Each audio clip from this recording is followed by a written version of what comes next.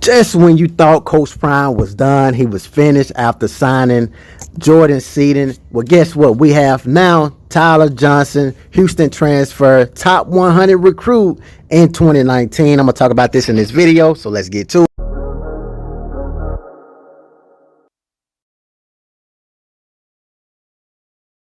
So we have breaking news once again.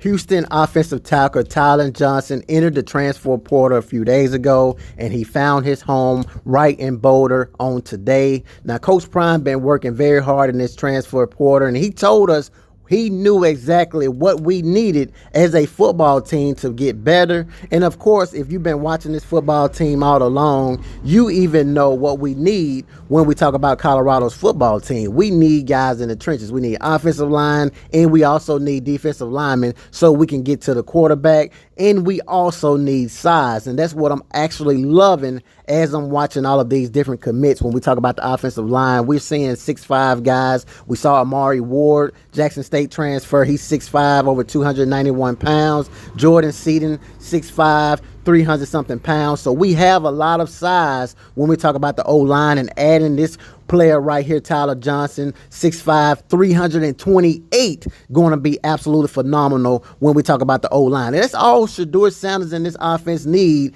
is a offensive lineman. Now, I always hear guys talk about why they always talking about quarterbacks, why they always talking about this, why they always talking about that. That's just the name of the game. In the NFL, the quarterback is the highest paid position, so they get the most attention. So you always going to hear Shedeur Sanders' name come up when we talk about the Colorado Buffs because of that highlight of that position. But as I said before, if you've been watching these games late night, early, I'm just going to tell you guys right now, you all should know what I'm saying when we talk about what we need as far as this football team. Now, it'd be great to add a few wide receivers here and there, but I feel like we already have what it takes to replace someone like Xavier Weaver. He will be missed, but we have a lot of wide receivers on the roster right now that can take that position. I'm just so excited about what we bringing in this offseason. Now, of course, it's not a popular move when we talk about the offensive line. People don't really pay much attention to the O-line unless you have a season like we had this past season where you had no choice but to see how important the offensive line is, and that's very important.